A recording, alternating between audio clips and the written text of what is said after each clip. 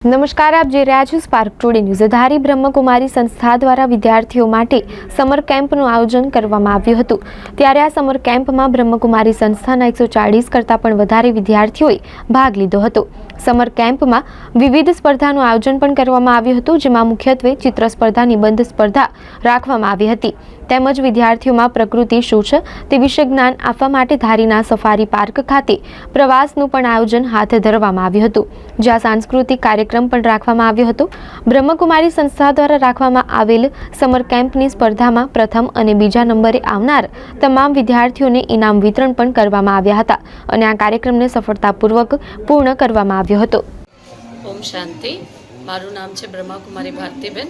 ब्रह्माकुमारी विद्यालय धारी तरफथी खूब सुंदर नाना नाना बाळको माटे 5 થી 15 वर्ष सुधीना बाळको माटे समर केम्पनुं आयोजन कर्युं छे, जेनी अंदर 6 દિવસ सुधी ए बाळकोने दिव्य गुणों, दिव्य संस्कारोनी खूब सुंदर माहिती आपी, साथे साथे नवी नवी मूल्योवाળી गेम रमाड़ी અને આજે છેલ્લા દિવસે નિબંધ સ્પર્ધા, ચિત્ર સ્પર્ધા સંપૂર્ણ કરી અને આજે છેલ્લા દિવસે સફારી પાર્કમાં એ બાળકોને પિકનિક માટે લઈને આવ્યા છે કે જેની અંદર પણ એ લોકો પોતાની નવી નવી જે કળાઓ છે અને એમાં પણ જે દિવ્યતા હોય એવી કળા રજૂ કરી રહ્યા છે।